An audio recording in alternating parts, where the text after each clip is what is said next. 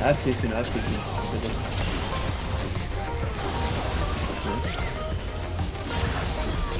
Nice. Okay. Okay then. I'm gonna try to get you the penta honestly. You have one more? You can't die with this. Some good dog. You can go. I mean, I have flash in a second. Oh my god!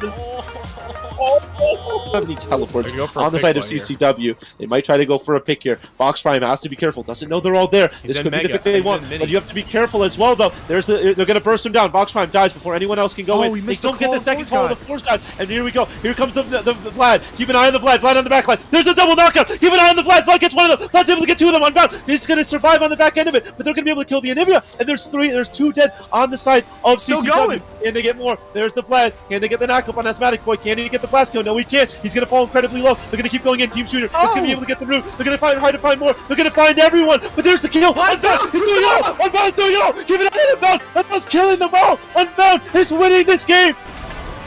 Okay. You guys go? Okay. They're definitely gonna get it, but I think they win this one, guys.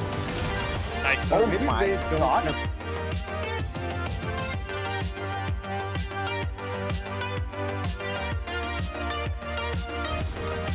Get it!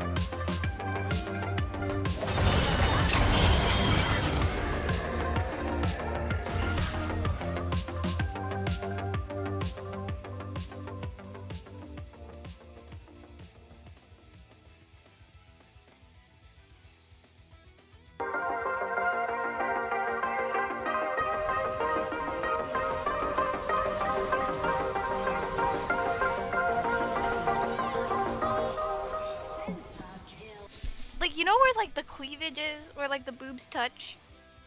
Or supposed to touch? No, I've never touched a woman.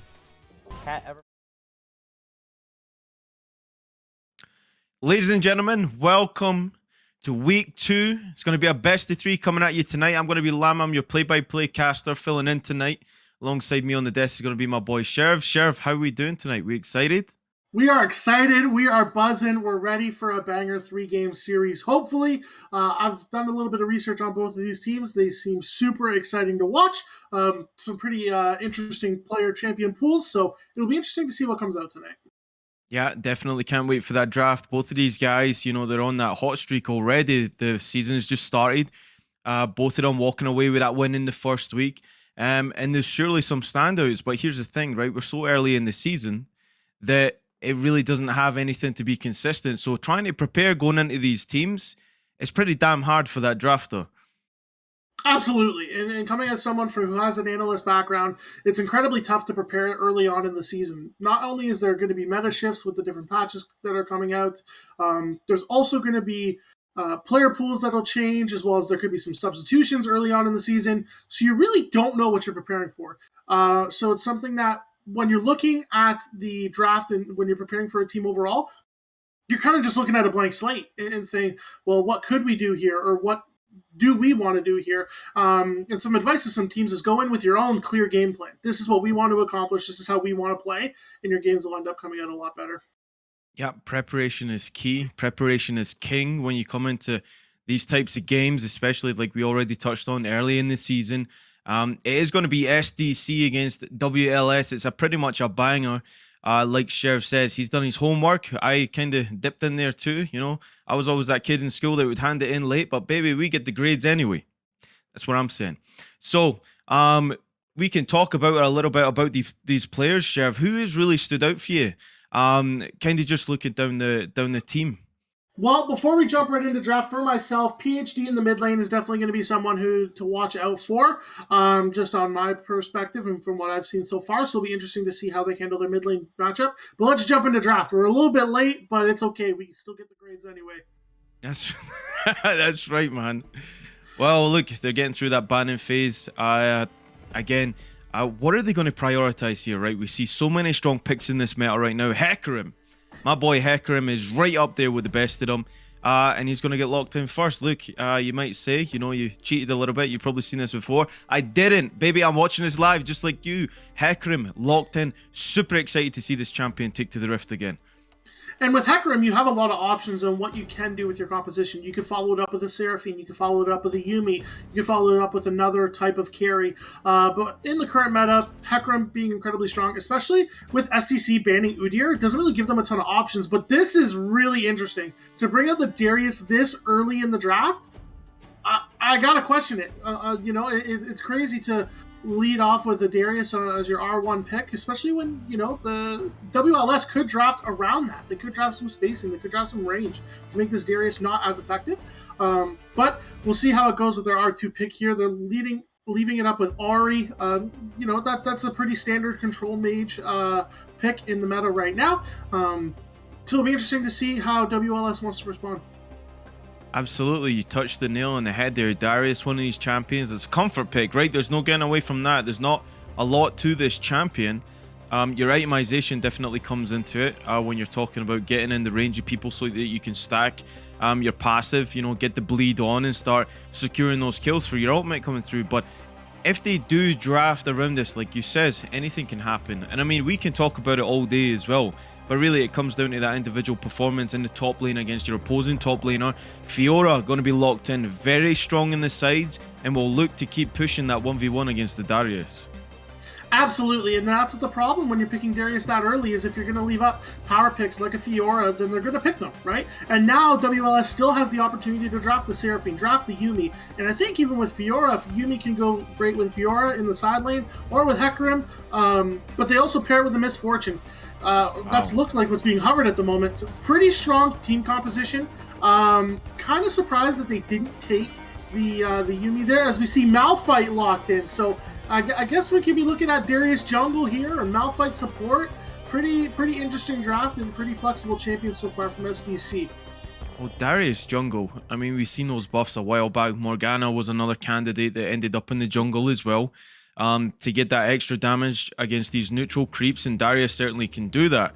Now, what do you take along with it? Is normally the ghost, so that it can help you, you know, get in range of these carries that are hard to get. I mean, MF she's mobile, but once she gets caught, she's in pretty much a lot of trouble. So a lot of the spacing, a lot of these micro management inside the team fights is going to be super important for this team. But pairing up the Hecarim with the MF, and I'm really surprised that the Yuumi hasn't been banned away, because you pair Yuumi with the Hecarim and it's pretty tough, man. He's in and out, and you can't catch this man.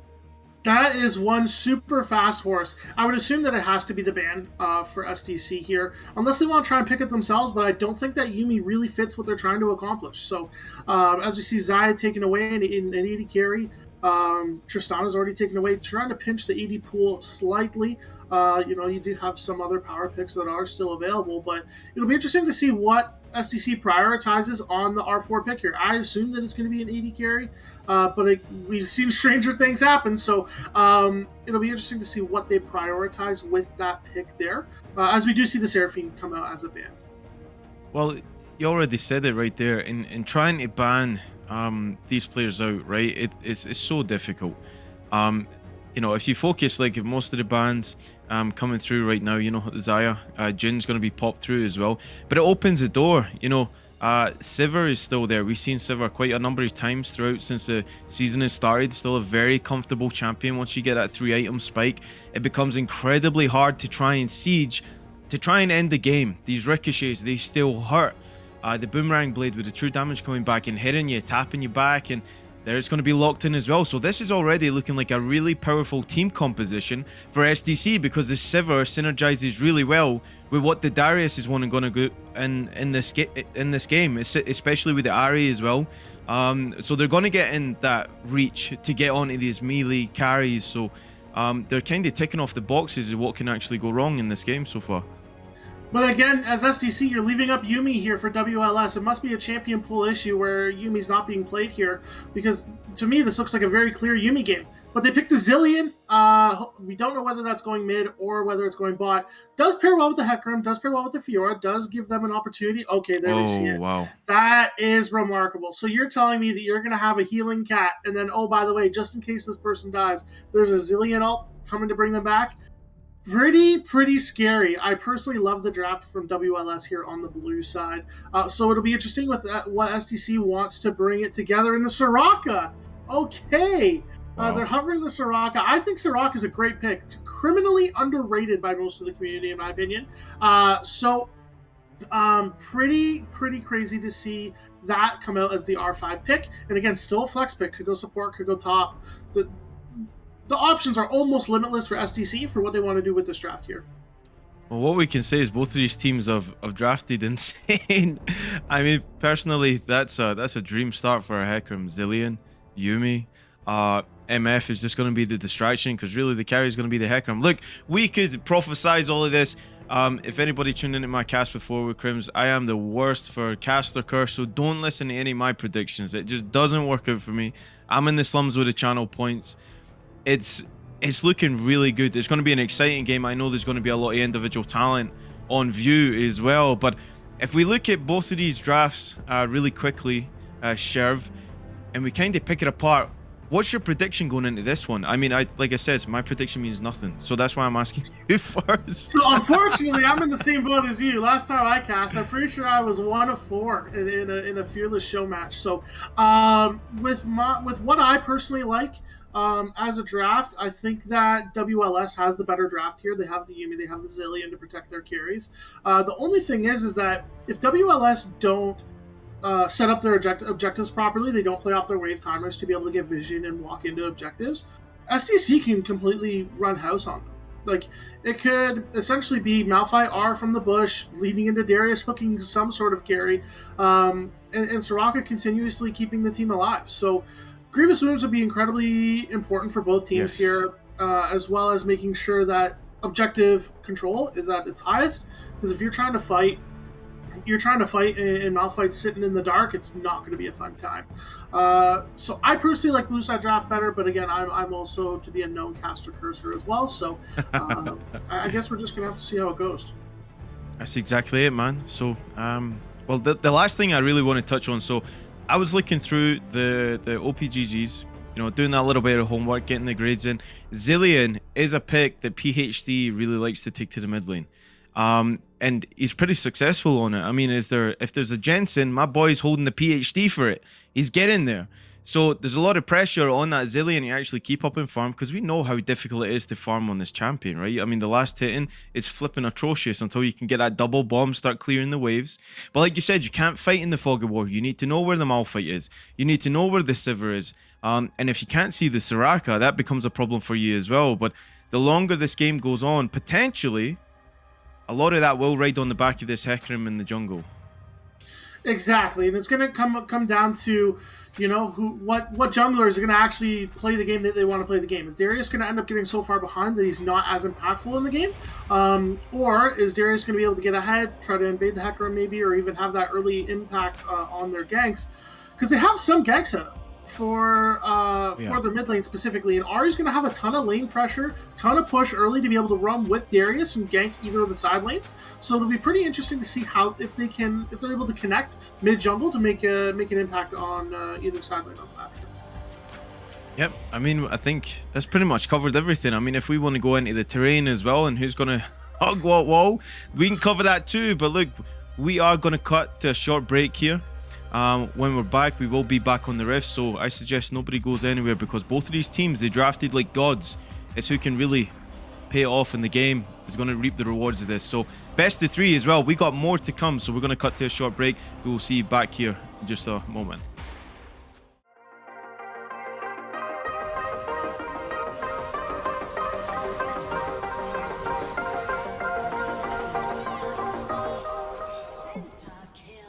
Like, you know where like the cleavage is, where like the boobs touch? Or supposed to touch? No, I've never touched a woman. Cat Everfrost used knock-on quite hit. There goes a 5-man shield there. Bryce Rack's going to get caught up in the baby cage. That's going to be a 3-man shockwave in the backline with a big face breaker. That's going to be a showstopper right there. That's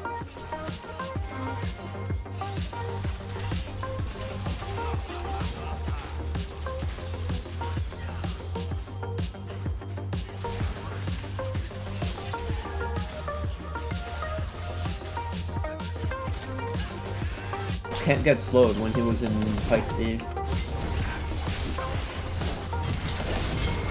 Actually, soon. Nice.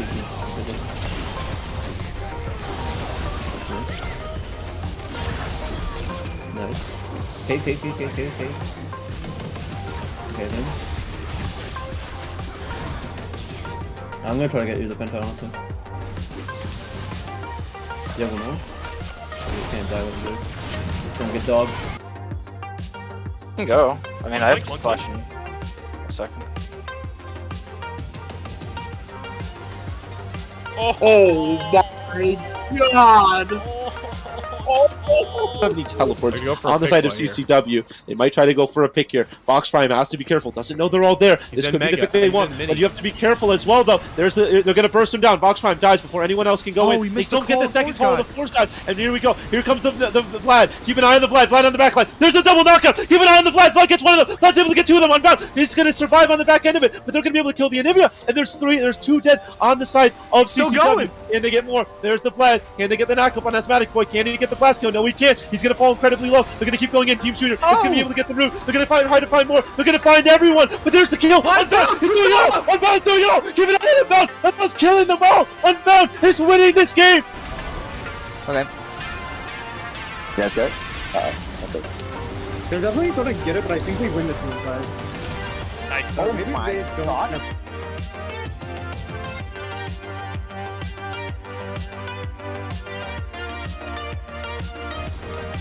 Get it!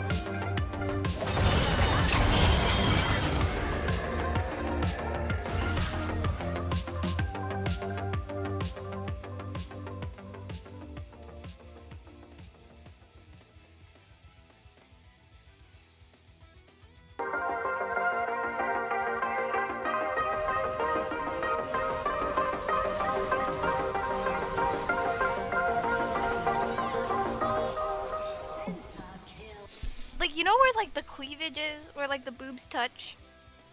Or supposed to touch? No, I've never touched a woman. Cat Everfrost used knock-on quite hit. There goes a 5-man shield there. Bryce Rack's going to get caught up in the baby cage. That's going to be a 3-man shockwave in the backline with a big face breaker. That's going to be a showstopper right there. That's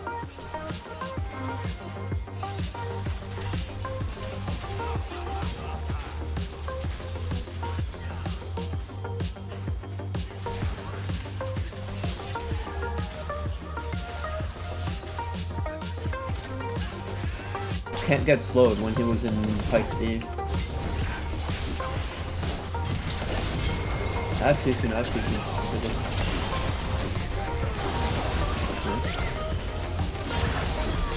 Nice. Okay. Okay then. I'm gonna try to get you the penta honestly. You never know. You can't die with blue. Some good dog. You can go. I mean, I have flash in a second. Oh my god! Have any teleports on the side of CCW. They might try to go for a pick here. Box Prime has to be careful. Doesn't know they're all there. This could be. Ladies and gentlemen, welcome back. We are on the Rift. Chev, it's going to be a banger. Let's see how they line up here for these junglers right now. Yeah, and we're seeing a standard start, right? Malphite looking to try and pop into the bush here and see what type of information that they can grab early, but pretty standard start. We're trying to get some early information here. Well, SpongeBob giving a few love taps in the top lane, sending Malph back. Need that mana pool. That's so important for this guy.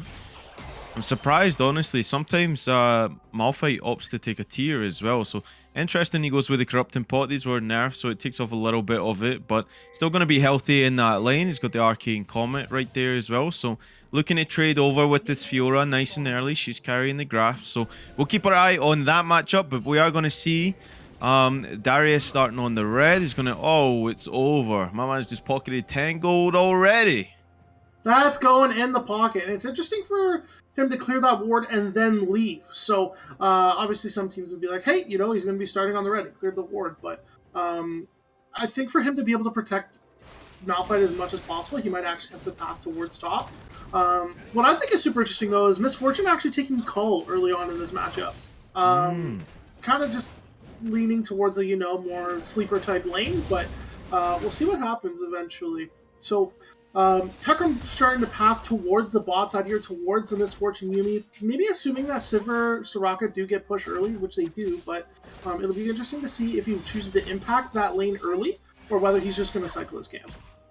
Yeah, and we'll see this trading all day. Probably the thinking behind it, honestly, MF usually understands that Sivir will start Cull as well, so maybe the gentleman's agreement coming through there just to say we're going to farm up the wave.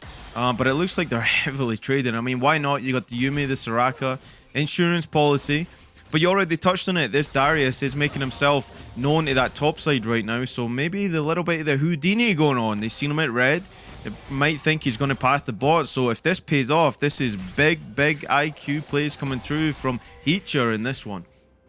And especially with the way that the red side bot lane is playing, they're playing a little bit more aggressive. They're playing towards giving some poke, trying to play for push. So then it makes it look like, you know, Darius could potentially be coming down here if they're trying to chunk them that hard. Now, obviously, lane harass is a thing, but it'll be interesting to see when blue side realizes, oh yeah, Darius is actually coming here. And a ton of damage given onto that Yumi early will definitely set back the bot lane a little bit further. Well, just look, there's an important ward right up there by the Fiora, so if Darius does walk that way, it's going to be spotted to see them trading heavily in the bot lane again. Padding the stats here, Soulbert, paired up with Toy in this one. The Ignite Exhaust Yumi is going to be there, so you need to remember that. If you're going to go low, it's not even going to be close. He'll be taking on the Raka as well. And Exhausted are another thing that these AD carries, they tend to take more and more these days because it favors them in the 1v1 here, Sheriff. Absolutely, and it's easier for Yumi to be able to take the Exhaust and the Ignite because it allows MF to have a little bit more mobility with the Ghost and the Flash. One thing that we will also take to look at probably in the middle of the game is seeing what type of ability path Hecarim is going. Traditionally, beforehand, before his little kind of mini change there, the build was to go Q, then E, then W max. Now the route is to go Q, W, then E. So it'll be interesting to see if Shady Gecko does know this, and if that is the new build or the new ability path that he's going to go. So far, again, pretty standard Q max level 4. Both junglers decide to full clear, grab themselves a scuttle, and then basically base from there. But again, a lot of fighting in this bottom lane between Soulbert and the red side bot lane there, but it'll be interesting to see how the jungle matchup does pay off there. Yeah, 100%. And Zoranos got chunked out there, but that's the insurance policy of that Raka. Gets down to 25%. He's already sitting pretty above 50. So both of these guys understanding their limits on these champions. Astral Infusion is going to go down. It's going to be Silence. Equinox as well. No flash until now. Yumi's going to get back there, and that's a good win on the side. The SDC as they put the pressure on this bot duo. Yeah, and I don't understand why to try to go in for that engage there. Your Hecarim's on the completely opposite side of the map. You don't have any real information. Like, you have some information, but you know that Darius is bot side, so it's really... It's kind of a questionable trade why you would go for that right away, because now you're burning your flash, which is one of the most important, the most important summoner spell for MF to have early on in this lane, just in case the Darius does decide to go down. So, kind of interesting to see why they would go for that trade, but Zorano's definitely getting the better end of it. Yeah, it was almost a perfectly placed Equinox. If it was a little bit more forward, might have got more reward out of that one. As you see, both the junglers are up here. Fiora's going to go for the aggressive trade. And rightly so, you got the way for it. Parry, going to slow him down a little bit too. Here comes Darius, going to get devastating charge by the Hecarim. Ghost popped as well, and these guys are just going to walk it out. They don't want to commit to anything early in this game, Shiv. Yeah, I think it's mostly because, you know, Hecarim obviously burned Ghost there, but at the same time, like, if you end up risking giving giving over a double kill to a Darius this early on in the game, it's definitely going to make your game a lot harder than it needs to be. One thing that I would like to point out is starting to see how these teams are going to jockey for Rift Herald here. Around the 6-minute mark is when teams should be discussing, hey, what's our plan for Herald? Can we crash this wave? Can we set up a base timer here? And it's looking like Solbert definitely has the wave crashing in the bot side to potentially give them that early base to allow them to play for Herald. And it's worth noting as well, Ari has been stuck in this lane. It looks like she'll get a back off here, but it's the power of the Zillion. I mean, taking the teleport as well over the Ignite, rightly so. And Shredman is going to... Well, this wave will be able to crash, so he might lose some gold and XP here. And that's just a full credit to this Zillion champion. I mean, he's doing excellent in the mid lane right now, farming it up. But like I said before, usually a Malphite, you know, we've seen Udyrs do it in the top lane. They opt to go back and pick up that tier because it just makes trading all that more better for them. And one thing that we need to notice as well is if we look at the bottom river here, look at this absolute beautiful line of vision that the blue side has here. If Darius wants to walk into this river, they're going to know exactly how many steps that big man from Noxus is going to have. So it's really interesting to see how they prioritize that vision. Again, early dragons, they're going to try and prioritize possibly the dragon over playing for Herald here. And PhD in the mid lane, like you said, you know, he's currently up in farm right now. It's only 4, but still, definitely an advantage to have a double bomb placed. Looking like we're going to have a little bit of a fight around the dragon here. Spirit Rush already popped. They're going to go in anyway. Onslaught Shadow's going to land on it multiple as the dragon is not even being focused. There goes the Resurrection. Chrono Shift already taken by Zillion. PhD trading with Heacher. Heacher going low as well. They're backing it off. The Ignite was dropped on them, but they have to peel off because Shady Gecko is getting low even with that Yuma on the back. The Flash Charm, that's going to be... Oh, not the kill. As PhD walks that one away in style. But SDC... proving that they're stronger in these team fights. And so much burned in that fight. We're talking about the Chrono Shift. We're talking about the Onslaught of Shadows. We're talking about, you know, all these ultimates. And because Hecarim already burned Ghost Top, he wasn't actually able to use it in that fight. He wasn't able to use it in that skirmish. So Red side definitely coming out with the upper hand there just because they had more resources to them in this fight. And it gives Darius first move to go to Herald. Because guess what? Ahri has a wave shove. Zillion needs the experience. Ahri's going to be able to get back on the map first with more items, even though Zillion has to catch the wave. So we're going to end up seeing if Shady Gecko wants to contest this Herald, if they have the resources to do so. But it's not looking like it so far. I found it really interesting, that flash from PhD to go over that orb, it seemed like, from Ahri. I thought that was a for sure kill coming through. But like we said, this is why this man has PhD in his name. You don't question what my man does on the Rift. But look, he's on vision duty right now, and they are heavily contesting that. And it's super important to keep that up, because keeping track of both these junglers, the Ghost is about to come up for the Hecarim as well. So you have to respect the timings, you have to keep the timings, and you have to play around which lane is winning here. But you see Solbert, oh, on the hunt going to be popped as well. Zoranos just not comfortable in that 1v1 matchup.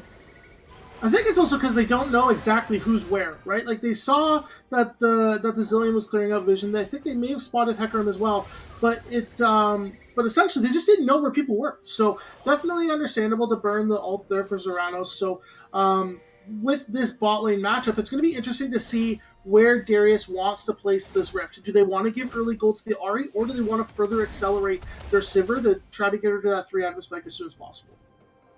Well, the gold lead that we are seeing here is strictly going to be through just these waves, and the CS numbers on the board. It's very minuscule at this point in time. Just reaching 10 minutes into the game, first dragon going over the SDC. They played that nice and perfectly, and also they took off Shelly as well. So where do you drop this Herald if you are a Heacher here?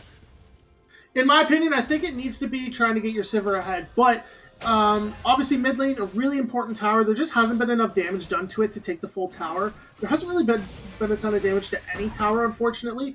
With Solbert actually using the ultimate to clear out the wave there to try and force a little bit of pressure, try and make Sivir lose some of that valuable gold, delay some of the item spikes. In my opinion, though, I think it'll end up being dropped bottom lane. You want to get Sivir more gold. Ahri's going to be able to be self-sustaining in the side lane here so far because no one's super far ahead. But the one surprising thing to me is that, Malphite getting the edge here is going to end up having probably 2 plates when it's all said and done by the 14-minute mark. So it'll be interesting to see how they want to utilize that gold as well. 13 CS lead, probably around, a 500 gold lead so far. Most likely right now currently sitting on about 1,400 gold. So we're going to have a big buy when they go back to base. So we do see Hecarim floating here with the Yuumi. They must know something is up here. MF backing off that bot lane. No choice, really. You can't see where both of these junglers are. Onslaught Shadows is available. Do they want to go for it? Unstoppable Force. He's got Flash as well. Okay, they burn the ultimate. And that will potentially be played around the dragon. They're going to get the dive in the bot lane. Solbert doing the right thing on the hunt pot, but get nothing for it. See the teleport come through. PhD going to drop the bomb and walk away. Cool guys don't look at explosions, and that's what he does. He's heading back into the brush, pretending he's MIA. His Shredman is right on a ward right there. Shelly's going to be dropped in the bot lane as Shev already predicted. That crystal ball coming in good as they pick up some plates here, and they are 4 strong in the bot lane and looking to push down this turret right here. I think that the thing that makes it a really easy decision is as soon as they see Hecarim Yuumi top, oh, okay, we get it. The maximum that could be down here is 2. Oh, that's going to be all in on Shady Gecko. The Yuumi ult's going to come out as well, and they will drop Darius. That's first blood, 12 minutes into the game. Shredman has to walk that away. He does have one more charge of Spirit Rush. He needs to use it wisely. That wasn't wise at all. He's going to get Onslaught Shadows in a devastating charge. He's going to get killed. Soraka just off the pace a little bit as we see the Yuumi. Hecarim, they're strong in that duel. Absolutely, and it's something where you saw Hecarim and Yuumi mid. You saw them there. As the Ahri, I don't think that you can walk back through the way that you came. I think you, unfortunately, have to loop around, lose that CS, lose the XP, but you end up not giving over any gold. Unfortunately, they take the path that they had come from. Hecarim Yuumi can be right there. It's just unfortunate. I don't think that they knew that Zillion was going to be in the area, but the Zillion ult coming into play here, the PhD giving them a lesson on how to save your jungler. Yeah, how to save a life.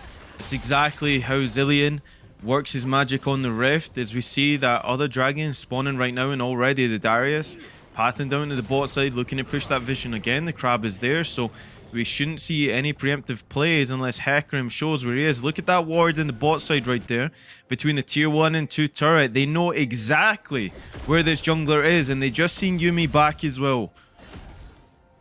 And I think that that's what allows Darius to be able to go for this dragon here. They know that Ahri's going to be able to have to push into Zillion. They just saw the Yuumi base here, so they know that they have numbers. This is an easy second dragon.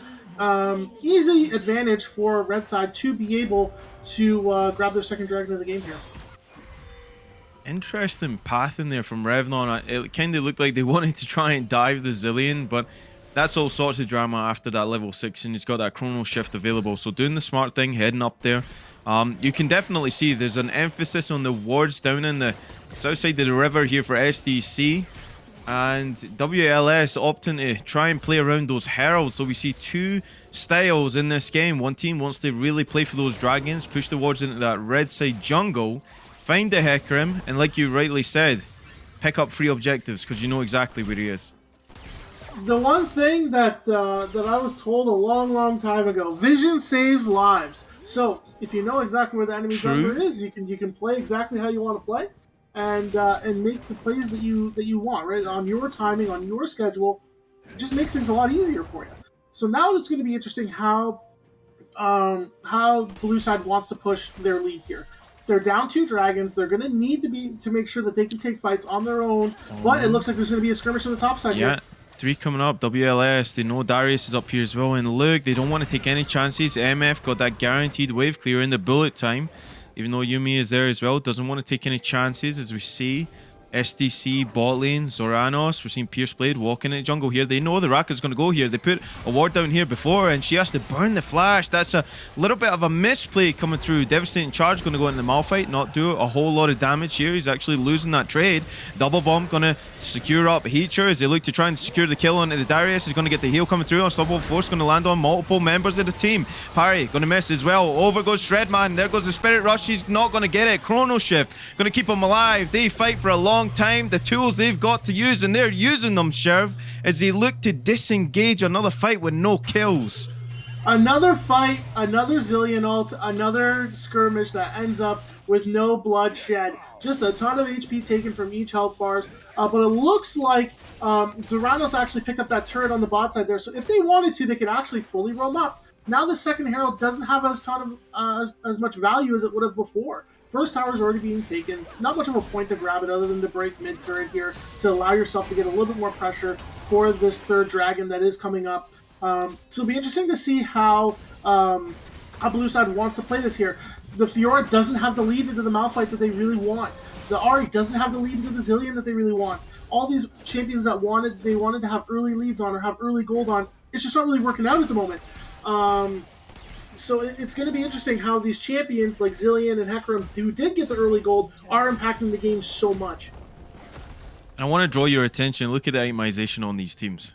We already said that, you know, Grievous Wounds is going to come into this one. Look at the first item for both of these junglers coming through. We are seeing that Chempunk Chainsword getting locked in. We see Bramble sitting on the Malphite. Who knew the Malphite would be strong side on this map right now? And he's doing a damn good job. He's up 20 CS almost, just under.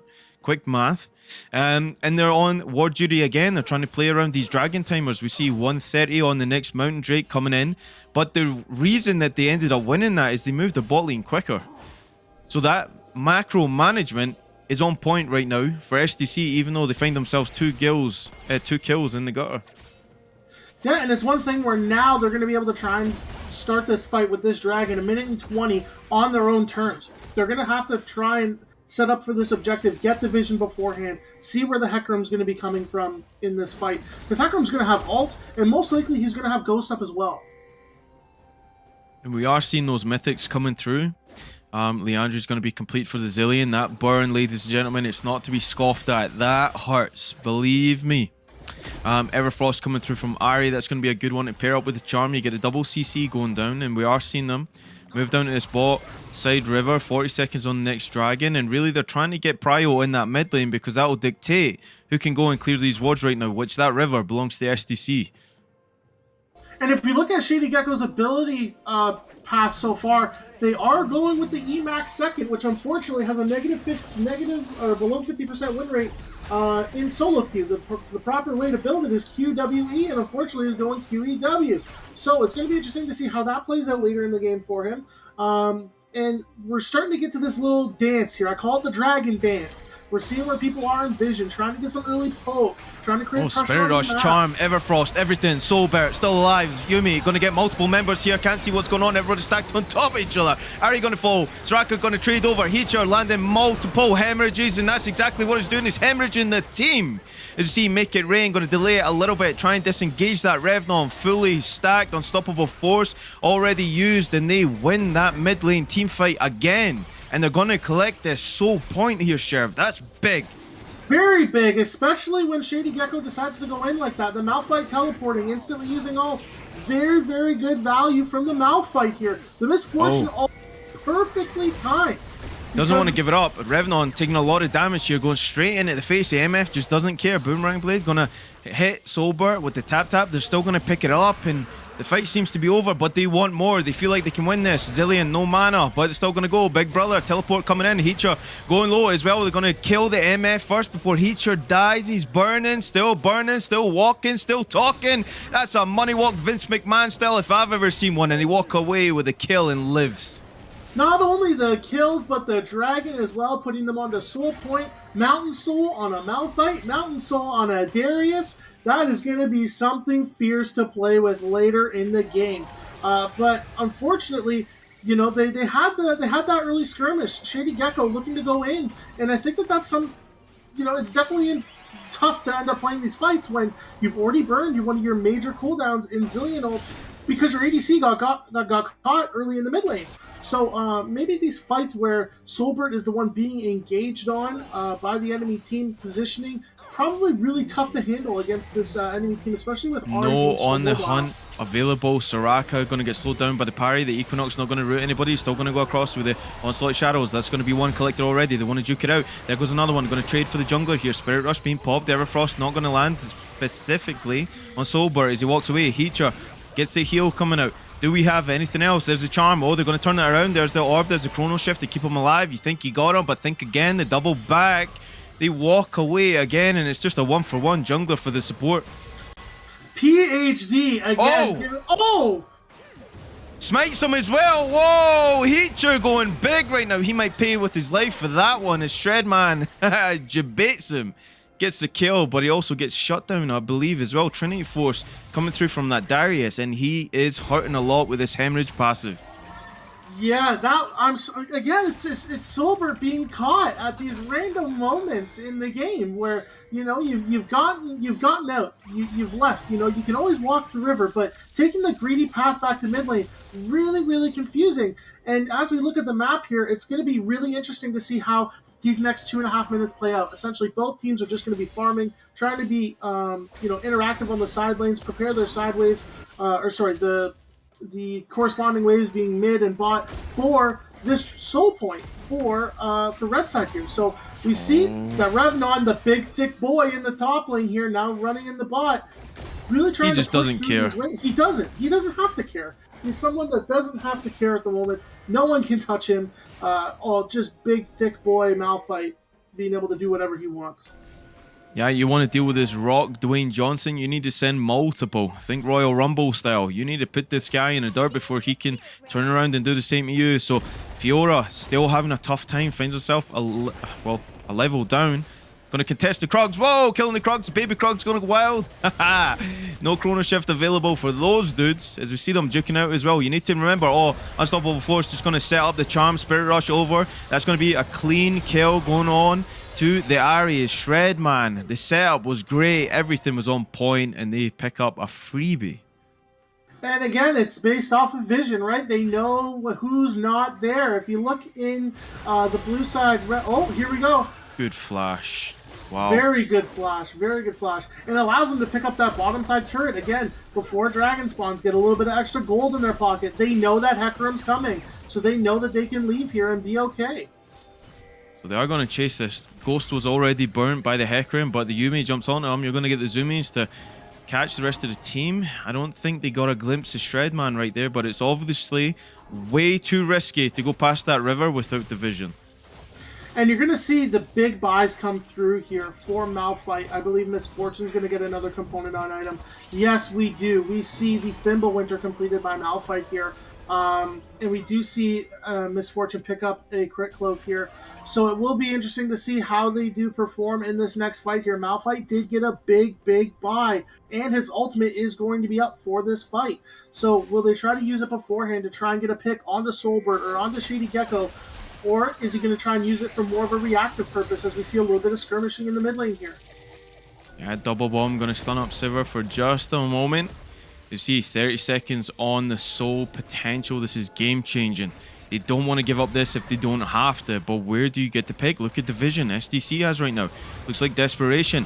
Apprehend's going to pull the Hecarim right back in. Yumi's already paired. Teleport's going to be popped in the mid lane. Chrono Shift already used to keep the jungler alive. You need to, if you want to try and collect this. Onslaught Shadows on multiple. He's going to get picked off. First of all, Malphite is just so huge. Heacher just doesn't care. Bullet time, ripping through the health bars, but not going to do a whole lot. As Solberg goes under the turret, they want it all. They're going to get it all here, Serve, as SDC walk away with the first ace of the game.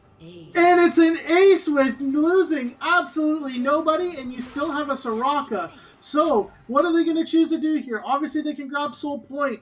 Honestly, they could try and push for Baron here. Unfortunately, I don't think they have enough time with how early it is in the game here. Respawn timers are a little bit too quick. So they'll still be able to grab that Mountain Soul, but again, it was a fight on their terms. Hecarim getting poked out, doing the Raptors, and Revnon on the Malphite, soaking up so much damage that it didn't even matter what Hecarim was doing to the backline. Yeah, this is, looks like Heacher's world, and everybody's just living in it. This man just heals for so much.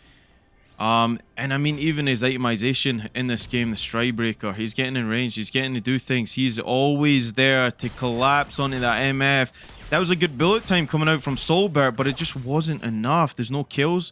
Kind of struggling for gold on the side of MF right now, as we see just the items laid out. The LDR was completed, so that's going to come in handy for trying to shred through the Malphite, but he almost has 3 items here that, you know, Fimbulwinter's going to be completed as well. He has the Bramble already. So, oh, Unstoppable Force. That's going to go to Solberg. I was just talking about this. Caster Curse, okay. Make It Rain's going to help kill the Yumi. They're going to trade over. Kill the MF as well. Could this be the second ace of the game? Chrono Shift going to go down onto the Hecarim, trying to keep him alive. They're going to dip in and dive in and duck in. They're going to focus the turret. No, they're going to take out SpongeBob. He's calling for Patrick. He needs assistance. Where is Gary? Because he's moving like him right now. Heacher still tanking. Look at the healing coming through Raka. Astral Infusion is doing exactly that. They'll be able to pick up this inhibitor and get the hell out of dodge here. And they've created now so much pressure coming from that mid lane if they do decide to end up picking up this this inhibitor here, as they do. Because now they can just walk away, allow Soraka to heal them, sit in the river, try to get some more vision, and end up playing for Baron here. And I don't think it is going the way WLS thought it would. The fact that Malphite got off to such a great start in this game gives all sorts of problems. He's the main engage with the on the hunt as well. This man can literally just walk right on top of you, ultimate, and then you got no chance. Paired up with Shred, man. He's been shredding in this game. Zonya's completed for him now as well, as we see other items coming through. Stopwatch was burned for the Darius, so he's going to work his way to that GA, and once he has that, it's all hands on deck for this man. Absolutely, and one thing that has come up, though, is objective bounties, the ultimate equalizer, so it'll be interesting to see if, you know, SpongeBob can pick up a tower in the side lane, but unfortunately, I think that Revnon and Heacher are just able to force onto any sort of members that that blue side sends, because they're just so far ahead at this point. If we're looking to seeing the gold difference in jungle and top is almost a 2,000 gold lead each, so they just don't have enough gold. They're getting wallet slapped right now. Okay, Hecarim's coming around. This might be a Hail Mary play. Baron under 5,000 right here. He gets vision of it for just a second. Spirit Rush goes over, trying to charm the jungler, keeping him out of the pit. That's important. Going to get zoned out by the MF. SpongeBob still wants it. Grand Challenge going to be put down, and it's been stolen. Hecarim's going to pick that one up. They're going to turn on Revnon. That's not the guy you want to focus. MF's going to drop first. This looks like a route if I've ever seen one. They gave them the Baron, but they still want more. SpongeBob going to go down. The Chrono Shift's going to help him for just a hot second, my friend, but you're about to pad the KDE stats of that parry. Was actually pretty good, but it's going to be Zoranos that picks up that one. They lose the Baron, but they pick up 2 in concession for it. You get the Baron, but at what cost? It's crazy. The Hecarim able to pull off the steal, but there's no follow-up and there's no escape. They're just not mobile enough to leave after they do end up with the steal. Now they're just going to end up, you know, settling for scraps at this point. They're going to have to see if any members still have Baron buff whatsoever, and end up seeing what they can get out of these last objective bounties here. I feel like Shredman is just doing so much work in these team fights. And I mean, obviously the silent contender, it's going to be the Raka. I mean, you think the Darius is going to die? Think again, get healed back up another 50% on top of it. If they want to fight these team fights, they have to get to that backline, remove the Soraka, and then just coin flip it, because she is the one that's keeping this team so damn healthy right now. But like you said, the bounties are up. Unfortunately, there's still 2 outer turrets up. So if you can try and play around these objectives, you can get more gold in the pocket of your team. As we see, there is life in WLS. They don't want to give this one up. They delay it by stealing the Baron, and that's pretty huge play coming through from Shady Gecko here. So we'll see what happens. I mean, Elder's going to be the next one, Sheriff. Who's going to get it? Yeah, it's a minute 36. You have to try and get as much gold as you can. And Solbert playing it really, really aggressive here, trying to get the last of this creeps here. But the only issue is that who are you sending to a side lane? You have to send Fiora, right? Because Zillion's not going to side lane. MF with Yumi is, sorry, Misfortune with Yumi is not going to side lane. So the problem is that you're sending Fiora away from your team, and then you're just going to end up losing fights 4v5. Onslaught Shadow goes over. Bullet time is going to be negated by the Zonya. Super important item already picked up. Going to keep him healthy. Shady Gecko is going to cost his life with that one. Desperation play might have been the one that ends this game. Let's see. Shredman goes over the wall. There's the Everfrost on multiple members. Unstoppable force is Revnon. There's the people's elbow, baby. And he's throwing stuff all out to the crowd. PhD, Chrono Shift, they're not going to kill him. They're going to just flash the mastery. He goes down with the most dignity in that team as we see them marching down the mid lane, and it's not even going to get to the Elder, Sheriff. No, unfortunately not. This game looks like it's going to be ending right about here. And again, I think that was a case of, SpongeBob wasn't really close to the fight there. So, and with that understanding, Shady Gecko going in there, knowing that they have a little bit of time, but unfortunately, the Misfortune had to end her bullet time just a little bit early, and Red Side takes the victory here. So with that being said, Bikini Bottom was exactly on fire. There is SpongeBob, me boy, didn't even get out of the Nexus to try and contest that, and why would he, right? Monumental leads going across the board. Heacher stood out in that one. Revdon, I mean, it's hard to even pick an MVP for that game. They were so damn good, dude. It was very much a team effort at that point with the Malphite getting so far ahead. The Darius pick doing a lot better than I thought it would. And Sivir, Zeranos on the Sivir playing incredibly well throughout that laning phase, making sure they even went deathless. Flawless victory for the Sivir here. And again, I guess I cast or cursed him and picked by picking blue side here. So my losing streak does continue. But again, very well played. They played towards the objectives early, which they do have those early game champions in the Darius and the early game advantage with the Ahri. So it was really interesting to see how they brought this game back from that early kill deficit, not necessarily an early objective deficit. Yeah, and we said itemization would be important in this one. I don't think there's anybody without heal cut on this team. Well, yeah. Yeah, no, they got it for most of the part. I think Sivir was on our way there, but I guess Sivir didn't even really need it. Like, you were kind of just piloting behind the rest of your team. We were so far ahead. And it was definitely a good performance to put into game one. So it gives a lot of stuff to think about going into game two for WLS. They can't give these guys an inch because they just take over the whole map. The vision was unbelievable. I mean, it was great. You're talking about a Soraka running in, warding by herself. There was not many a time she was actually shadowed by Heacher. She got caught out that one time, burned the flash over the Dragon Pit, and it was no bueno. It didn't even cost her life. So a lot of this is keeping track of the enemy team, and if you can't do that, you're in the struggles here. Yeah, and I think at the end of the game, when they did have that amazing engage from the Hecarim, there just wasn't enough damage to kill the target. So unfortunately, they were able to live with the Mountain Soul. They were able to extend these fights with the Soraka and just able to clean house. Heacher was instrumental in these team fights, being able to survive as long as they could, applying their passive as long as they could. Because yes, Yumi is an enchanter, but again, they're only healing one person at a time. If all of them have stacks of Darius passive on them, they're all going to end up bleeding. So it was amazing demonstration on how to play team fights with a quite unorthodox comp or unorthodox champions. The composition is very, very well indeed, but from unorthodox champions that might not necessarily fit everyone's trying to put a square peg into a round hole for some people, but the Darius was very, very good in this game, and I'm quite surprised and impressed. So it was very, very good game by Heacher. Well, that was game one, Chev. I mean, I'm strapped in. I hope you are, my friend. You certainly seem to be. So we're going to cut to a small break here as we get everything prepared for game two. Potentially game three on the cards. Will we see the comeback of the century? Find out next. Don't go anywhere, guys.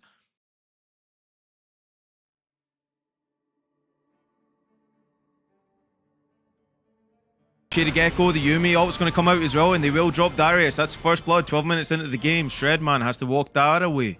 He does have one more charge of Spirit Rush. He needs to use it wisely. That wasn't wise at all. He's going to get Onslaught Shadows into the devastating charge. He's going to get Yumi, going to get multiple members here. Can't see what's going on. Everybody's stacked on top of each other. Are you going to fall? Soraka going to trade over. Heacher landing multiple hemorrhages, and that's exactly what he's doing. He's hemorrhaging the team. As you see, on the hunt available. Soraka going to get slowed down by the parry. The Equinox not going to root anybody. He's still going to go across with the Onslaught Shadows. That's going to be one collected already. They want to juke it out. There goes another one. Going to trade for the jungler here. Spirit Rush being popped. Everfrost not going to land specifically on Soulbird as he walks away. Heacher gets the heal coming out. Do we have the Chrono Shift to keep him alive? You think he got him, but think again. The double back. They walk away again, and it's just a 1-for-1 jungler for the support. PhD again. Oh! Smites him as well. Whoa! Heacher going big right now. He might pay with his life for that one. As Shredman gyms himself a level down. Going to contest the Krugs. Whoa! Killing the Krugs. The baby Krugs going to go wild.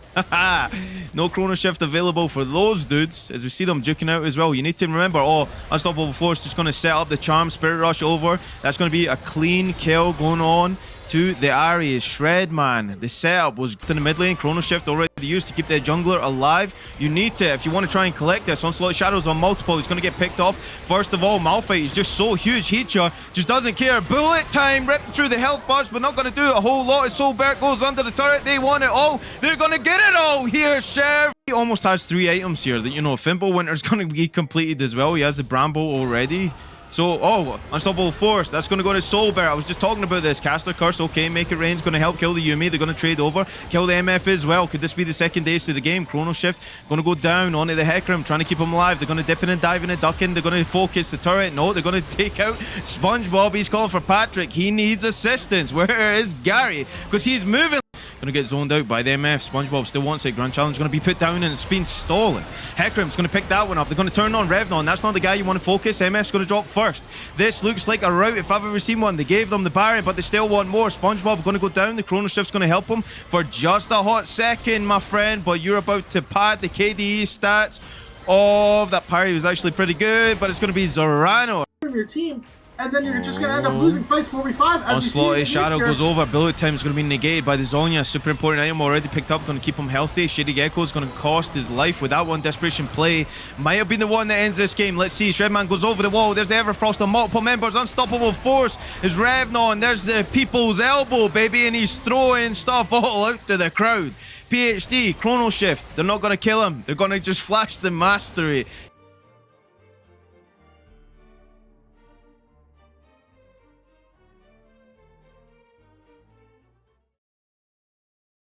All right, welcome back. We're about to get into game 2 here.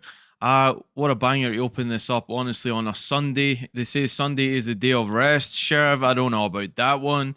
We're working men and gals here over at Horizon. So, look, if that's anything to go off of, a staple of a game, we're in for potentially 2 more wonderful ones, man.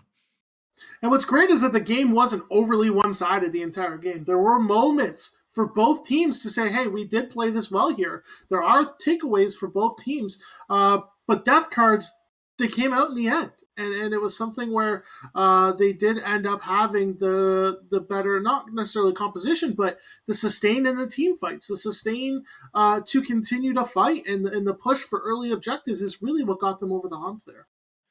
Absolutely. We've seen that vision. It was pushed all day long. There was not really any answer to it. And WLS certainly tried their best to try and keep up with the SDCs, just the pressure in the bot lane, right? I mean, it was hard to see where their weak side actually was. And throughout that whole game, Malphite, he just carried that fight against the Fiora and never really let the Fiora get off the ground there. And it was a little bit unfortunate because Fiora is one of those champions, if you allow the split, it can be pretty big and it can be pretty hard to actually deal with. So, I mean, they answered the questions in that one. Yeah, they definitely. PhD tried to give a lesson, and everyone else had a cheat sheet. So it was pretty unfortunate because the Zillion did play incredibly well. It was a great pick, allowed to have some additional sustain and additional length in these team fights. However, there was just no follow-up damage. There was no follow-up damage from Soulbert on the Misfortune. stopwatch is a beautiful thing when misfortune does press R. So it looks like we could be potentially ready for draft and moving into that. So what kind of changes would you like to see from WLS in this next game? So I think the first thing is don't put all your eggs in one basket. Drafting the Yuumi, the Zillion, it doesn't really give you a whole lot for those individual players to actually carry the game, especially if you're up against hyper aggressive champions like the Darius, right? He wants to get in your face, shut you down very quickly. So pick something that is really going to give every lane the protection that it needs. The Hecarim, like you already touched on it. There are different ways of building Hecarim, although he was buffed recently with that W coming through. If you're not maxing that, then you're really missing out on a lot. I didn't really see the proactive plays that you can do with those two champions, the Hecarim, Yuumi. So they definitely have to change it up. Look, if they're going to run it back, you need to run it back with something that is going to be really effective, because I tell you what, SDC right now, they look pretty hot, and they are going to run it back. Well, the Hecarim's already locked in, so maybe they've been listening, Sheriff. Maybe we're getting ourselves a little bit of a salty run back here. WLS going through with this exact same 3 bands, saying, hey, you know what? I think we know where we messed up, and we could have ended up pushing the tempo just a little bit more, seeing if we could extend our lead or try to even get a better early game outcome than we got. And I think we're getting the salty run back already. Hecarim into Darius Sivir. Darius flex for both top and jungle, so it'll be interesting to see where they try to force that. Will we see the Fiora again? Who knows? We didn't see the Malphite come up, so in my opinion, I think that you should just pick bot lane here. You could go Kog'Maw Yuumi, you could go with the Kog'Maw definitely being hovered is the reason why I say that. But Kog'Maw could be a great hyper carry for this team here, because again, they were missing out on a lot of damage last game. The Misfortune wasn't able to do what she wanted to do. So getting the Kog'Maw early, while they're not showing a ton of mobility on the side of SDC, could be a good call here. Trying to get maybe the better of the support matchup here, because what you can do is you can pick support, try to force for a counter, or you pick a top laner that you feel comfortable playing into Darius and go from there. So it'll be interesting to see where WLS decides to draft at this blue 3 spot here. And we see a Maokai. Interesting. Maokai has gotten some buffs recently, some slight changes to his kit. So it'll be interesting to see whether they want to play that support or top lane. It's a flashback to the odd one, the General in the jungle if you're going to run the Maokai. But I can tell you this, that Cog is Soulbert's most played AD carry. So this is really about comfort here. Obviously, removing the MF, not having to play that again, it didn't do too bad, right? That's the only thing. There was no resources that were funneled into it. It wasn't really focused out for the rest of the team. They were kind of caught in this, should we play around the Hecarim? Should we try and get the AD carry involved? And the timings just weren't there. But we are going to see Seraphine being locked in for SDC, and this champion pretty damn strong. It's an S tier champion for a reason, and the great thing is that it can be played in 3 roles: mid, AD carry, support, and obviously they have the Sivir, so it's not going support or not going AD. But you can always have Sivir Seraphine bot lane, and it is incredibly oppressive. Or you can play Seraphine mid lane, gather a ton of gold, gather a ton of XP, not necessarily roam like the Ahri wanted to last game, but does give you a ton of options in team fights. So with Seraphine being picked up, Zillion banned out right away. They don't want PhD trying to give them any more lessons on how to play with the chrono shifts. So definitely gonna be interesting to see where they ban here. And we get the Malphite ban from WLS with the instant response to the Gnar from SDC. So they could be trying to look at that Fiora in second rotation for WLS, or SDC could try and take it. But from my experience, they're going to be trying to set up for a top lane pick here, so then they can end up having mid lane counter pick. Yep, and already, I mean, these team comps, it's actually pretty good, and there is nothing wrong with running back the Yuumi here for WLS. I can tell you that much. Yuumi on Cog is still pretty good. I mean, there was a while back now, it's probably a few patches or more, where Cog was like one of the main AD carries. You got the Rage Blade on him, you got 2 items in, and all of a sudden you're just unstoppable. You pair that with a Yuumi, you know, it's an interesting bot lane. Now, will they go for that agreement again? Will they go for the Cull, the Cull start is it's greedy into certain matchups, but you know that Sivir's gonna go it. She doesn't want to try and trade as much early. You want to kind of conserve that mana so you can farm up, stay in the game, still be there at 10 minutes and get a good back off. You know, 1200, 1300 gold, whatever it may be. And Cog will enable that too. So where's the jungle pressure going to go here? Because the Hecarim has to get busy in this one. Now, we are seeing a Swain and a Cassio locked in here. I mean, this is looking pretty juicy. Yeah, and again, SDC drafting another type of flex pick. Swain can go support, can go mid. So even if you're WLS, you don't know what champion's actually going mid. So going with a Comfort and a Cassiopeia, also pretty great because everybody's going to try and run forward on this team. Darius wants to run into you. Swain wants to pull you in. Seraphine with the Charm, charming you to face her. Cassio ultimate could be really good here. And Aatrox, something that's also a carry, a little bit more some mobility, but also, again, healing, something that their team does lack currently at the moment. Oh, set. And there's the set. So it is going to be a banger for sure. Fists will be flying. Swords will be swung, I guess, and boomerangs will be thrown. So it will be interesting to see what composition does get the better of each other here. Personally, I like SDC draft a lot more. Maybe I'm just caster cursing them so we can go to a game 3, but I'm heavily biased towards teams that do pick Seraphine. I think she's an incredibly strong champion, but you do have to worry about the late game scaling with the Kog'Maw and the Cassio. So it'll be something where they do possibly have a little bit more reliable source of damage than they did last game. So could this mean the difference for WLS to try and force a third game? We're gonna see. As we're still evaluating draft here, it's interesting to say the least. I think that Seraphine is really incredibly strong. It'll be interesting to see where they're gonna put the Seraphine, whether it's gonna go support or whether it's gonna go mid, and where that Swain's gonna go as well.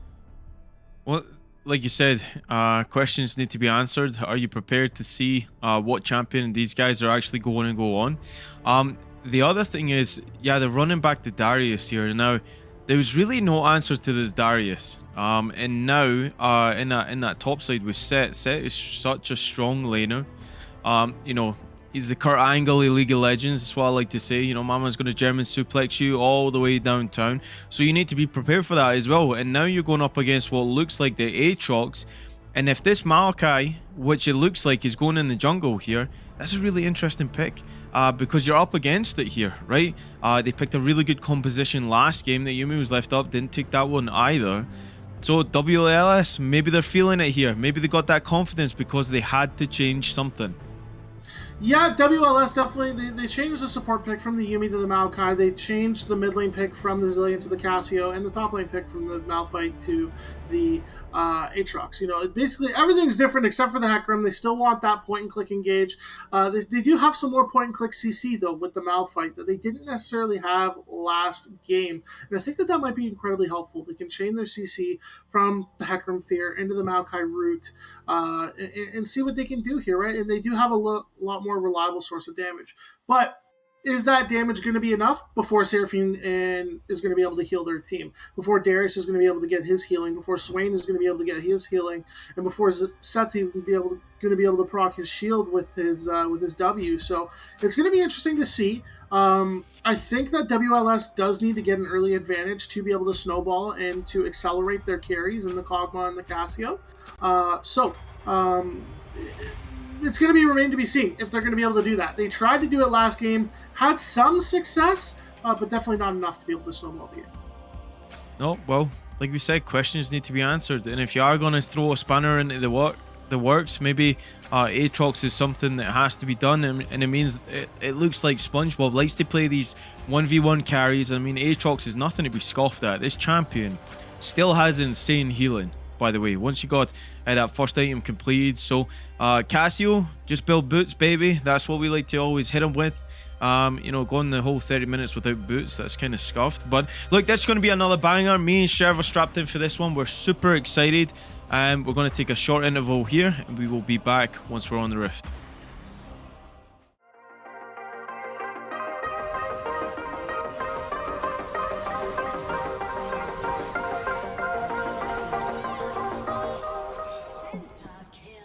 Like, you know where, like, the cleavage is? Where, like, the boobs touch? Or supposed to touch? No, I've never touched a woman. Cat Everfrost use knockdown quite hit. There goes a 5-man shield there. Bryce Rack's going to get caught up in the baby cage. That's going to be a 3-man shockwave in the backline with a big face breaker. That's going to be a showstopper right there. That's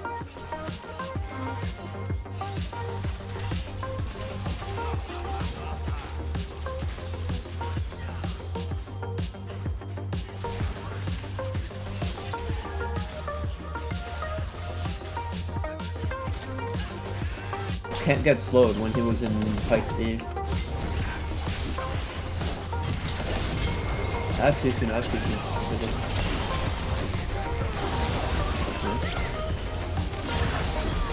Nice. Okay. Okay then.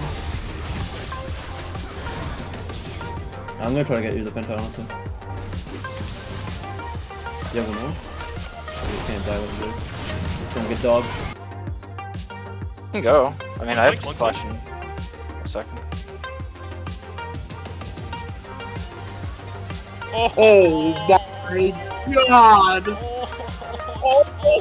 He teleports on the side of CCW. They might try to go for a pick here. Box Prime has to be careful. Doesn't know they're all there. This could be the pick they want, but you have to be careful as well, though. They're going to burst him down. Box Prime dies before anyone else can go in. They don't get the second call of the force dive, and here we go. Here comes the Vlad. Keep an eye on the Vlad. Vlad on the back line. There's a double knockout. Keep an eye on the Vlad. Vlad gets one of them. Vlad's able to get two of them unbound. He's going to survive on the back end of it, but they're going to be able to kill the Anivia, and there's two dead on the side of CCW. Can they get more? There's the Vlad. Can they get the knockup on Asthmatic Boy? Can he get the blast kill? No, he can't. He's going to fall incredibly low. They're going to keep going in. Team Shooter is going to be able to get the root. They're going to try to find more. They're going to find everyone. But there's the kill. Unbound. He's doing it all. Unbound is doing it all. Give it out. Unbound. Unbound's killing them all. Unbound is winning this game. Okay. That's good. They're definitely gonna get it, but I think they win this one, guys. Nice. Oh my god.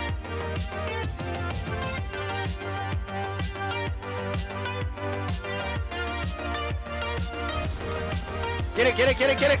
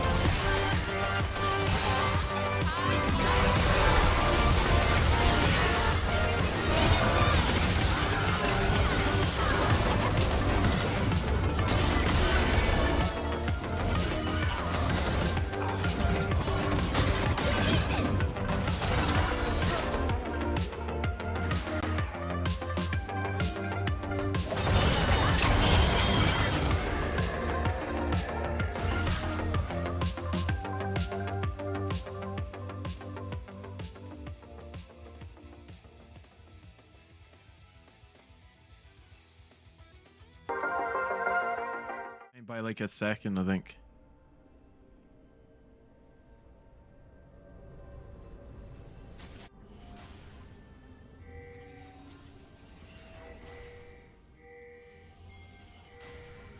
Welcome to Summoner's Rift.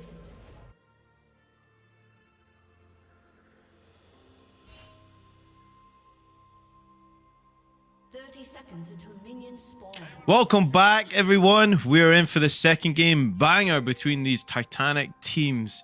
SDC, WLS. WLS got a lot to answer for in that first game. We'll see how they approach this one. Looks like they're doing a similar start to the last game as well. And we see this traditionally. Everybody doesn't want to take too many risks coming into the really early game. No cheese invades here, Sheriff. There's a lot to lose off of something like that. So this is pretty smart play for both of these teams here. Especially with the vision in the bottom side on that middle brush there placed by Toy. Fighting for that vision early as Maokai is going to be incredibly important. Try to get some saplings into the enemy brush and try to get some early poke damage so that Solberg can have an easier time in lane rather than last game where they were kind of abused in lane, so to speak. But we do see Darius starting on the top side here. He will be pathing towards Zeranos and Pierce Blade. So, will they try to set up an early push, or will they try to give up some of that early pressure to Solbert and Toy? Well, I think this was the ideal start for Heacher in the last game, but he had to clear that ward, so he done the old double back, went to the blue, pathed up towards that Malphite, kept him nice and safe in the early game, especially from the Hecarim, because Hecarim can do a lot of things in the early game. Now, we touched on it already, that building path, leveling your abilities, it has to be right here, especially for the Hecarim to get the most out of this champion. Really paying attention to those patch notes, of course. Who's got time to read that, baby? Just lock it in and we'll wing it from here. Yeah, I guess that's my job, so to speak. But it will be interesting to see if there is that adaptation from Game 1 to Game 2 with that skill tree decision. But as we see, Solbert and Toy definitely getting the early push into Zeranos and Pierce Blade. Malachi definitely having the saplings will help. And Cogwatch just doing what he does early and trying to farm up and get as much gold as he can to try and accelerate. So do we think in this one, because there was a lot of emphasis put on these objectives by SDC, do we think they're going to play the similar style? And if they are, it'll be a bit obvious in terms of like matching it up with WLS. So can they play around that? Can they push these wards before it gets to that point? And that's going to be something that's remained to be seen, right? Darius, SDC definitely wants to play towards his early objectives once again. So it will be up to Solbert and Toy to continue the pressure in the bot lane so Darius can't free farm objectives. But as we see here, there is no vision currently. Your jungler's on the opposite side of the map. No wards have even been placed yet. Solbert has to go and place a ward soon and see if Darius is coming or not. Or Toy can just throw a sapling. That's a really easy way to go around it. But they don't know that Darius is coming, and here comes the big man from Noxus. Oh, gets one, charged down, but there's that big disengage from Toy. He's going to get stunned up anyway. Hemorrhage, good flash. It's a lot of damage early coming through from Darius combined with the red buff. Oh, that has to be a flash as well from Seraphine, and we've seen flashes all over the place. The Shredman has his burned as well. And Zoe would be punching the air right now with all the flashes that have been burned that no one can pick up. So tons of flashes burned early. Timers are going to be a huge thing to worry about right now. Shady Gecko did also burn his ghost, looking for some early invade in the enemy jungle. Unfortunately, none is there, as we're starting to see a skirmish in the mid lane. Yeah, Nevermove's going to land on PhD. He's going to pop the Ghost, and Heacher hot on the tail. Shady Gecko here as well. Devastating charge to disengage, but I don't think he'll win this. He still wants it anyway. Fully charged Q going into this one as Heacher runs for the hills. First blood going over to Cassiopeia. Shredman, the flash was burnt. Is it going to burn? He's still walking. He's talking to them as well. Revnon, Facebreaker, is it available? No. Aatrox going to walk out of that one. Picking up first blood. And I think it was on the mid laner. His mind is scuffed out. Yeah, it was cast first blood. Okay, there we go. Yeah, seeing him. Yeah, and that's exactly what you want. You want Cassio to get accelerated into this game here. And there is already a distinct CS advantage for PhD. A 13 CS lead plus the kill is going to allow her to get the Lost Chapter early on in this game. All because Hecarim decided to stay on the map just a little bit longer. And Darius tried to gank the mid lane. As we do see a skirmish in the top lane here, it's going to be some slobber knocking between Set and Aatrox. I mean, that trade over, getting the rooted back on Revnon while avoiding that true damage was honestly pretty impressive from a micro standpoint. So Set's always going to want to juke this one out, try and put as much damage onto the Aatrox, because it's really hard to actually dodge that true damage in the early game without having those boots completed. So here we go. Okay, Root's going to go down from Makai, going to get knocked back. Zarianis, no flash, no exhaust available. Actually going to trade it over. Kog'Maw going to fall first as a trade over AD carry for AD carry. Nevermove going to pull on too. Shredman shredding the health bars as he's chasing that one down. He's going to get shredded himself. The Hecarim off to a great start in this one. He picks up 2 kills in the bot lane. And this is the type of proactive play that WLS desperately needed. Because last game, they didn't get these types of opportunities. Now that they are, SpongeBob is still able to farm for free on the top side. There is no pressure from Darius on the opposite side of the map.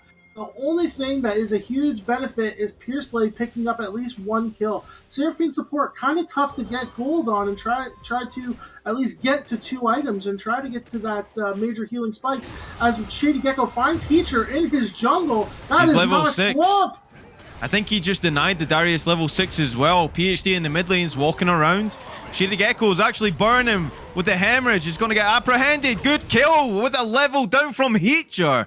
Actually trades over as best he can, and Aatrox is going to pick up that one while expelling the flash. This man is just crazy. He's invading. These jungle belong to him.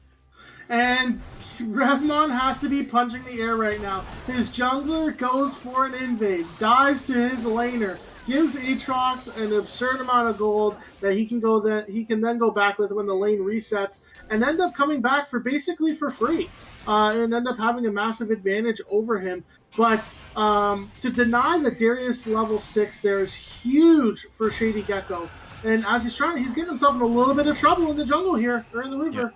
Yeah, like you said, that could have spelled worse if Darius actually had that 6 and he was putting that passive onto everybody. You know, that Noxian Guillotine could have came down on multiple members. So smart smite coming through from the Hecarim. He never moved, going to land on the cast again. It's really hard to get out of that one. Where's your boots? Where's your flee? Where's the escape? As we see, Demonic Ascension is just doing so much damage. That's going to be a lot of damage going on to Heatjar, but he just debates it every single time. And the Darius is still walking this one out here, Sherv. Yeah, he's walking, he's talking, maybe talking a little bit of smack on the way out there. So, does pick up another interaction on the map, but we're still seeing a ton of fighting in this bot lane. Solbert and Toy exerting so much pressure, but end up taking the bad end of this trade. So they won't have as much pressure on the map. Hecarim is coming to relieve some of that pressure, but they know that Darius is bot lane here collecting his camps. So it will be tough to try and stop this early objective pressure from SDC. But here we go. We see Hecarim. Oh, Ghost pop, the Onslaught Shadows as well. No spell shield coming through from the Sivir. She's going to get knocked back, comboed with the Maokai. That's the power of the Maokai, the tree, in support here. Pseudo Widow helping out as best he can. Okay, Pierceblade going to walk that one out in the Seraphine, getting chunked out. Heatjar, 1-1v3. He's a madman. Hecarim, no mana though. Can he get full stacks? This might spell the first triple. Honestly, this is set up pretty good. He's going to get stunned up. Maokai, he's going to pick up one. He's actually going to die there. Cog, just too tough to kill. His PhD is here. Twin Fine's going to secure that one. Pierceblade going to go back, reaping no rewards of that engage. Oh, we're seeing SpongeBob. He says, Revnon, time ago, they're going to trade the Ghost for the World Ender. There's action happening all over, and now they're just making little pings onto the dragon. And now that they could have chosen to go for it. However, Kog'Maw sitting on 1,500 gold would be a huge buy for him to be able to at least build further towards his mythic, as he does have 2/2 boots and did rush those early. So putting your gold back onto the map and then looking for the objectives, because if you look, Herald's still up. No team has actually tried to make a move for it yet, but now you're going to have the opportunity to move with those components moving further and further towards your mythic. And we're already seeing Anti-Heal come out on the side of Hecarim, and we'll see what type of build or what type of skill expression he's going for here with the Q-Max. We'll see what skill he does maximize second if there is that change from game one. As we see Darius on the top side now. No flash on Aatrox, no ultimate either. True damage going to go through. There's the Kurt Angle showing his gold medal. Revnon going to pick up that one. Assistance coming through from the junglers. We see Solbert just marching down Zoranos. He has to turn and try and fight this because he's just dead either way. As Solbert gets the solo kill on his comfortable champion. That's why he locked in this Kog'Maw. And that is the type of those are the type of things that Kog'Maw can do when he gets to spend that early gold. Now, what will they choose to do with it? Are they going to try and contest this Rift Herald that Darius is fighting on right now? Or is PhD just going to look to push and try to get on some damage? Darius doesn't have the opportunity Darius has the opportunity to do this because Aatrox base. There isn't a ton of opportunity for Toy and for Shady Gecko to come in and get this Herald. However, they may get Smite going to go down. Okay, they're going to go into Heatjar, Onslaught, everything used. Going to kill the jungler, trade that one over at the very least. He did secure that Herald, ladies and gentlemen, so his job is done up there. But he had no right in going for that. They were outnumbered. But and then at the same token, look at what you're giving up bottom side. I believe Kog'Maw just picked up a plate and a half. That's a ton of free gold, again, onto this Kog'Maw, who's already 1,000 gold ahead of Sivir. Sivir's 0-3 currently, Kog'Maw 3-1-2. So what are you trying to do here, right? You do end up getting the Herald, but at what cost? Kog'Maw is now able to freely scale into the late game here, is accelerated, and is going to be able to pump out a ton of damage in these mid-game fights. Yeah, we're seeing a complete turnaround from the last game where Sivir was doing all the work in the bot lane, and now all of a sudden Solbert reaping the respect that he deserves on this champion. They have made the call for the dragon here. They do have the vision set up here, and it looks like it won't be a contest. They had the vision, they had the lane pressure, they had everything that they wanted to allow them to do that objective there. And Toy being a little bit aggressive. I like it from the tree. So Kog'Maw looking to end up pushing this wave back in, most likely looking for another base. Yeah, as they do have 1,200 gold in their pocket. Let's see if WLS are able to reset all at the same time on the map and redeploy and try to go for, let's say, another fight bot lane. But we're starting to see Hecarim sneak his little horsey body down into the bottom lane here. They don't know that this furthest push is warded, so let's see how they try to play this. No flash on the Seraphine. It'll be interesting to see if they kept that timer. I believe the Encore was already used to try and get a pick on the Maokai before, so gonna get the root on Solbert. He'll take a bit of damage, but look at that ward that's just in that brush there. That will most definitely keep them nice and safe. If they can't see the jungler, they have to almost guarantee that he's going to be in the vicinity, so you don't want to be making these plays when you're this far behind. So Heacher is going to shadow his top laner here and try and get something off SpongeBob potentially. He's doing the same wraparound, but look at the ward that's mirroring the bot side here, Sherv. Yeah, so it is going to be interesting to see what Heacher is going to try to do here. Is Set going to be able to bait him into a fight here? Let's see what happens there. Facebreaker gets behind him. Great path in. Showstopper going to go into SpongeBob. True damage going to go through. World Ender not even going to get a Darkened Blade off. Onslaught Shadow and Devastating Charge going to miss Revnon completely. But the Cassio is here. That Twin Fang damage doing a lot. But Shady Gecko going low. He's burning. He's burning. He's gone as Darius picks up that one. The bleed accompanied by the red buff, and that's gotta hurt as PhD is looking at 1v2. And PhD will end up having the pressure here. He does have Toy up in the top lane for him to be able to grab what remains of these plates in the top side here if they choose to do so, which they're not. But if we look at what happened, Swain's just able to freely push. And again, Solbert able to pick up another plate in the bottom side. This advantage for Solbert is just getting bigger and bigger and bigger when they choose to spend more time on other sides of the map. We see the Maokai ult coming through, so we'll see if there's another engage here. Yeah, they want to root them up. They're going to do that exactly. Going to go straight on the Swain. He's the one that you want to get killed because he's sitting on probably the most damage. His Heacher walks that one out, leaves his mid laner alone, says, hey, you know what, buddy? I'm out of here. And he's going to run over, collect up the blue buff here as we see 230 just approaching on that dragon. They like to play around these objective timers, but they're not really playing for that vision other than Toy. Toy has really turned it around in this game because it was Pierced Blade in the previous that was pushing all this vision into the enemy jungle. And I think it's a little bit different from a Maokai compared to a Yuumi, right? Maokai does have a little bit more beef, or let's call it soy, to be able to keep himself alive than a Yuumi does. But we're starting to see a little bit of a skirmish in the top lane here. I think it's going to be based off of who wants to be able to move down for this dragon. How healthy are they going to be? Will it force them to reset? Depending on how they want to play this here.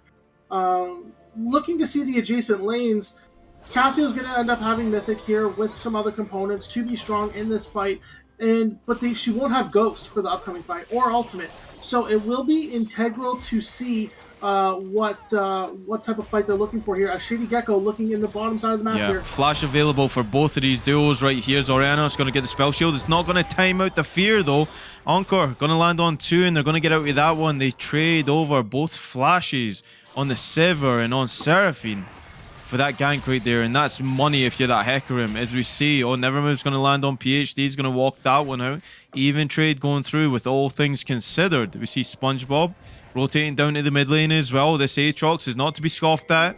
He is a powerful enemy, but now we're seeing the Mythics coming through as well, and it's worth knowing that anytime you get in the vicinity with Set or Aatrox, that Gold Drinker, depending on... Oh, that was actually a flash. Redman really wants this. There goes the Showstopper. Going to land straight on a Cassio. She's already gone as Demonic Ascension, comboed with the stopwatch. Going to be popped for Swain, and they're looking to crash this turret. They're looking to take it. Apprehend. Is he in range? No, Nevermove's going to miss as well. So, power play coming through for SDC. They're not going quietly in this one, Shriv. Yeah, SDC coming through with another kill onto the Cassio, picking up that shutdown, I do believe. But at what cost again? Solbert able to base for free and is now finally building towards Mythic, as they should be, after they grab their tier 2 boots and Blade of the Ruined King. Kog'Maw is huge for this dragon fight here. So, will they get there on time? It's looking so. They're going to be a little bit late, but they do have some vision. Not a lot in the river, but on the outskirts of the river, the entrances, they do have some vision. SpongeBob will lead the way, as well as Toy, looking for some early damage. But SDC has all 5 members here. Cassio kind of leading up the caboose for WLS for this upcoming fight. Yeah, they're probably going to want to try and fight on top of the Cassio if they can. Pushing out the mid lane, trying to bait out that they're going for this Herald right here. Looks like Revnon will go. It's not going to be a contest. Again, on the Dragon, that's the second one of the game, and you're getting ever so closer to that soul point, which can be a win condition, but they have no prio in the mid lane. They might look to crash on this. Set is up there. There's ultimate going through from Toy. His team isn't in the vicinity. You walk in there, you're probably going to get blown up. He's going to get the root down on his Orianos. No spell shield used already. That's going to be comboed on top of the Miasma. Twin Fang doing so much damage here. As Maokai looks the root up, he's going to get dropped as well. There goes Kurt Angle. He's going to be reaping nothing from this one. World Ender gets reset multiple times, and SpongeBob going big. SpongeBob went big, making Krabby Patties out of the enemy team. But if we looked at that fight, Solbert was able to just basically sit and do damage for free. There was no one that was able to walk in and do any damage to the Kog'Maw. Revnon wasn't able to get on top. Heater wasn't able to get on top. Swain wasn't able to pull him in close to the fight. And there was no, I believe there was no Seraphine Charm used. So there really wasn't anything to force Solbert into any danger. So he was able to do a ton of damage for free, pick up a couple kills, and further accelerate into the game.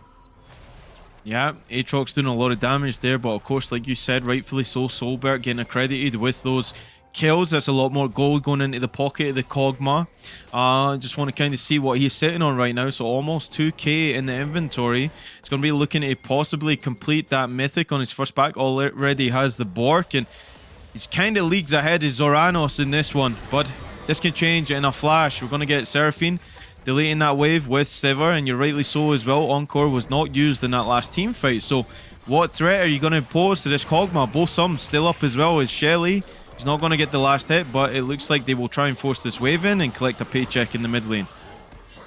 Yeah, it does look like they are going to try and give it to Solbert. There comes the ultimate. And the it lands on the Cog. This is really bad for him. He's going to be instantly delayed teleport in the middle of 4. SpongeBob, World Ender, pop defensively. Going to get apprehended back. Heater says, welcome to the party, and we're the only one using you as a pinata.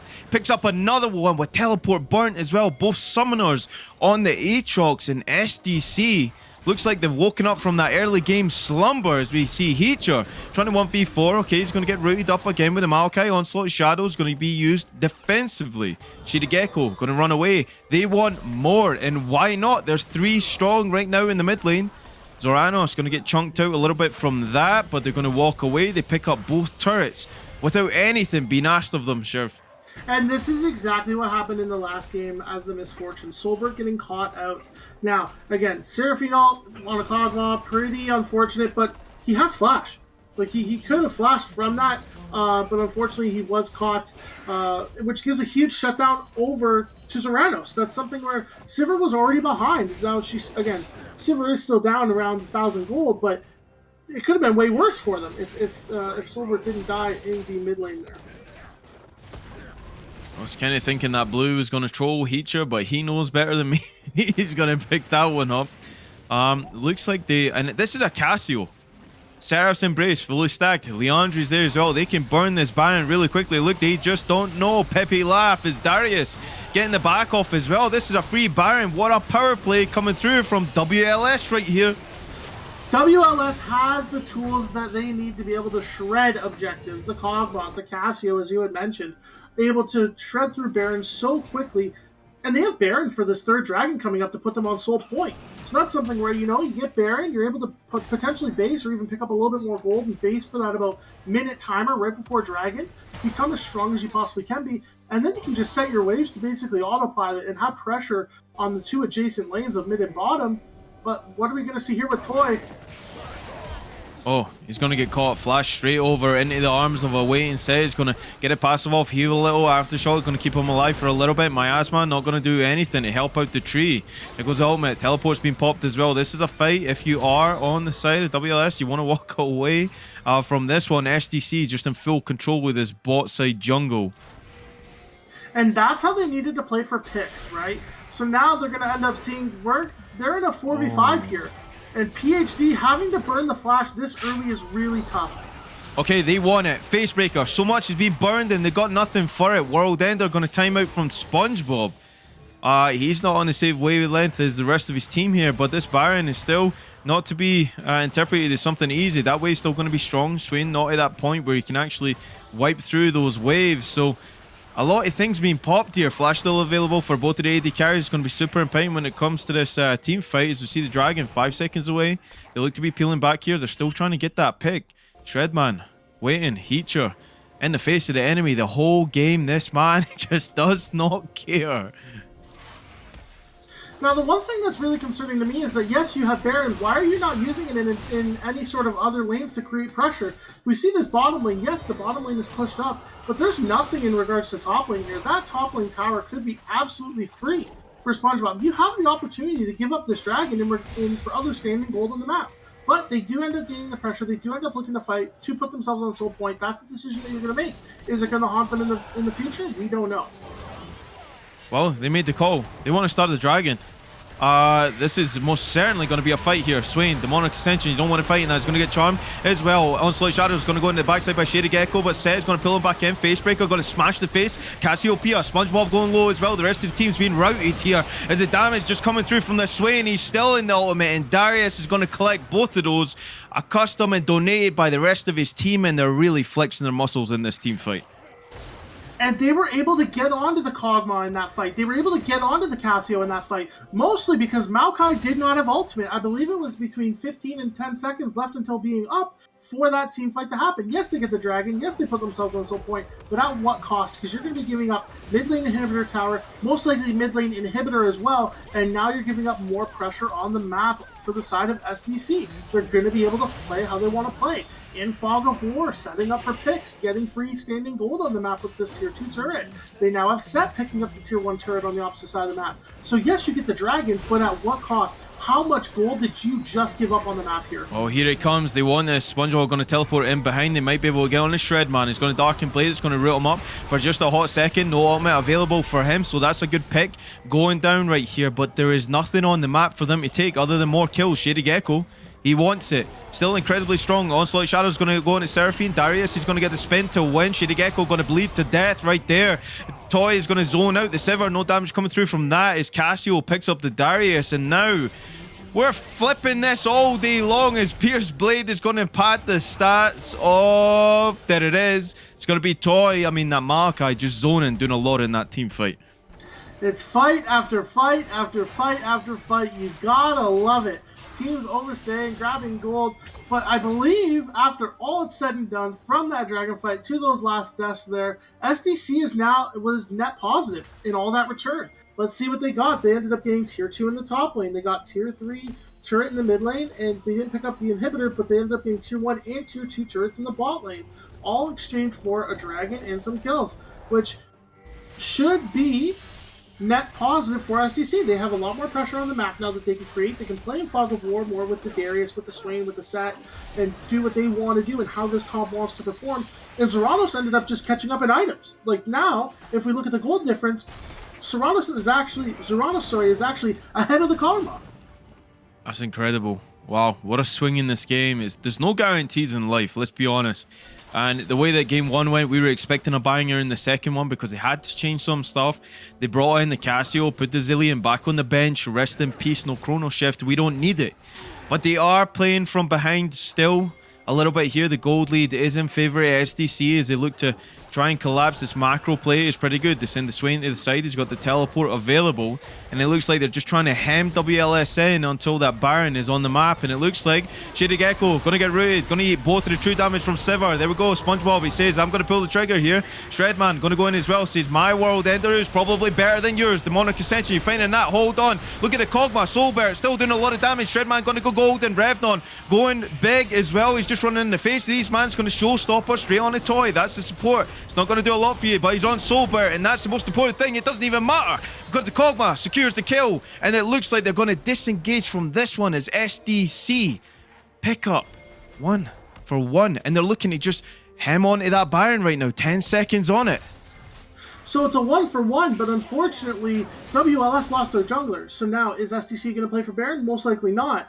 Cassio and Kog'Maw would do so much damage with the reduce of your resistances from fighting Baron that SDC, even though they did pick off the jungler, they can't really do much off of it, unfortunately. With Revnon going in, trying to get Solbert, there was no real follow-up from the rest of his team there. Like you said as well, these items are starting to come in for these AD carries, so they're hurting big time. Kog'Maw, 3 item strong, Runage just completed as well, is going to be big for this Baron fight, but look at the vision. They have no idea what's going on here, and it could be looking for the pick. They're going to pull the trigger. Shady Gecko going to onslaught straight on the Shredman, push him back into the team. Very smart play if you want to time out that Swain ultimate for this Baron fight. Absolutely, definitely a major cooldown for Shredman. He could potentially have it about 20 seconds after Dragon spawns. That's looking like when he should have it, but with how quick WLS can take objectives, I think that's just way too long. They're not going to be able to have it. WLS are going to be able to make a play in the meantime. And with that being said, if we do look at Shady Gecko, they did change their skill tree. They did max Q and then max W, which would explain a lot of why they're a lot more durable in these team fights compared to last game. Yeah, 100%. We touched on it. Looks like he's corrected it as well. Having a better game in this one. 5-5-7 for the Hecarim. As they look to ARAM it out here as the red turret's going to fall on the side.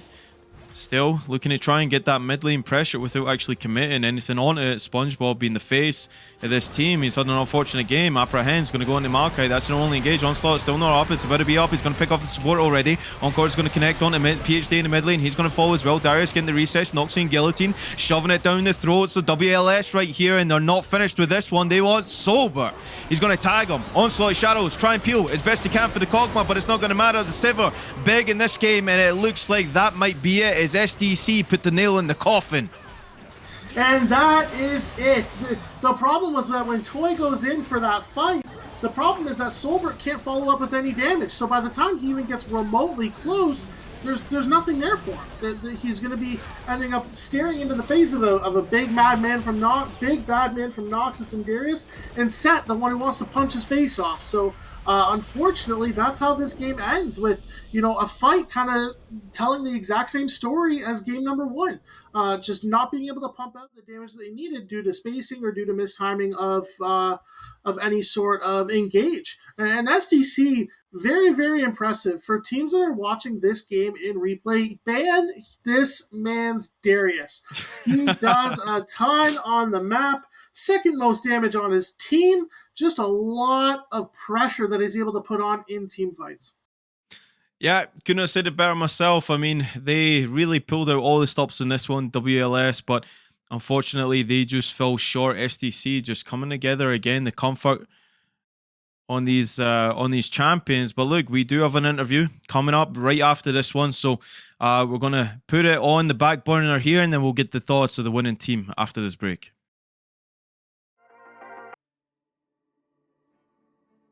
Invade in the enemy jungle. Unfortunately, none is there, as we're starting to see a skirmish in the mid lane.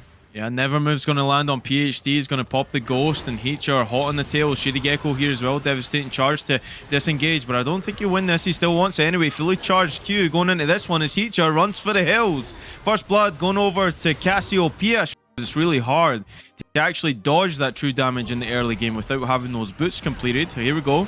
Okay, Root's going to go down from Maokai. Going to get knocked back. Zarianis, no flash, no exhaust available. Actually going to trade it over. Kog'Maw going to fall first as they trade over AD carry for AD carry. Nevermove going to pull on too. Shredman shredding the health bars as he's chasing that one down.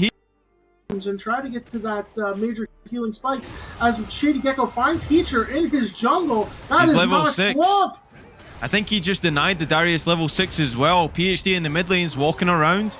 Shady Gecko's actually burning him with the hemorrhage. He's got apprehended. Good kill with a level 3 in support here. Pseudo Widow helping out as best he can.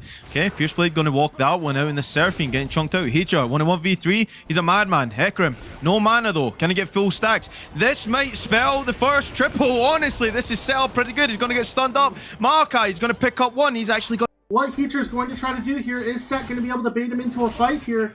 Let's see what happens there. Facebreaker gets behind him. Great path in. Showstopper going to go into SpongeBob. True damage going to go through. World Ender not even going to get a Darkened Blade off. Onslaught Shadow and Devastating Charge going to miss Revnon completely. But the Cassio is here. That Twin Fang damage doing a lot. But Shady Gecko go from Troy. His team isn't in the vicinity. You walk in there, you're probably going to get blown up. He's going to get the root down on his Orianos. No spell shield used already. That's going to be comboed on top of the Miasma. Twin Fang doing so much damage here as Malachi looks the root up. He's going to get dropped as well. There goes Kurt Angle. He's going to be reaping nothing from this one. He's not going to get the last hit, but it looks like they will try and force this wave in and collect a paycheck in the mid lane. Yeah, it does look like they are going to try and give it to Solver. There comes the ultimate. And the it lands on the cog. This is really bad for him. He's going to be instantly delayed teleport in the middle of 4. SpongeBob, World Ender, pop defensively. Going to get apprehended back. Heater says, welcome to the party, and we're the only one using you. We don't know. Well, they made the call. They want to start the dragon.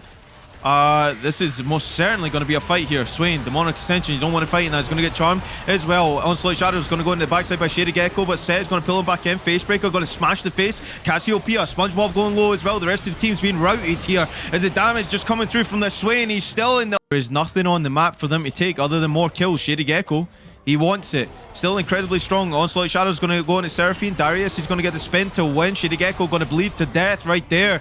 Toy is going to zone out the Sever. No damage coming through from that as Cassio picks up the Darius. And now we're flipping this all day long as Pierce Blade is going to pad the stats. Oh, an unfortunate game. Apprehend's going to go into Malachi. That's an only engage. Onslaught still not up. It's about to be up. He's going to pick off the support already. Encore's going to connect onto PhD in the mid lane. He's going to fall as well. Darius getting the recess. Noxie Guillotine shoving it down the throats of WLS right here, and they're not finished with this one. They want Sober. He's going to tag him. Onslaught Shadows try and peel as best he can for the Kog'Maw, but it's not going to matter. The Sivir big in this game. And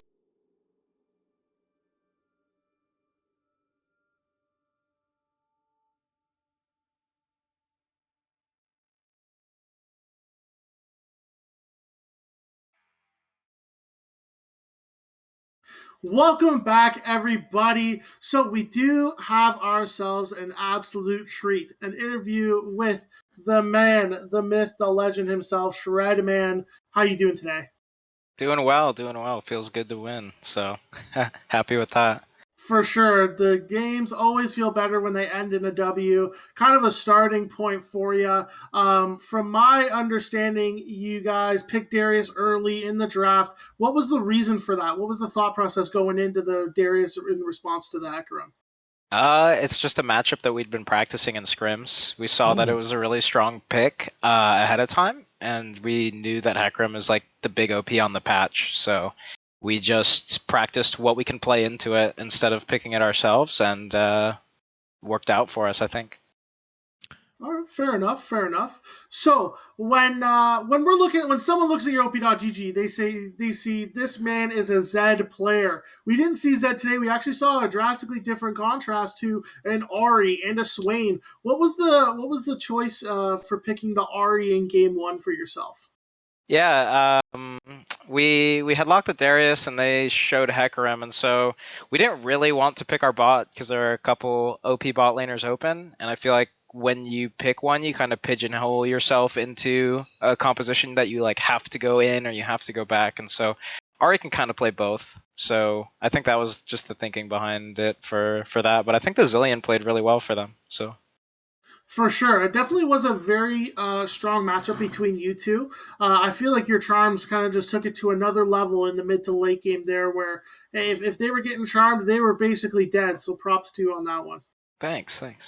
Yeah, I just kind of wanted to touch on one thing really quick as well. So a lot of people pick the Hecarim, and it's never really answered. So who came up with the idea that you put the Darius into it? We had been researching some solo queue answers that people were seeing, and we found some interesting stuff. There's more than just Darius, but Darius was our favorite one. So we had practiced it, and it ended up working out. We saw it's pretty high win rate at high elo on like U.GG into Hecarim, and we were like, we'll give it a shot in scrims, and we really liked it. So, well, it's one of those like you already said.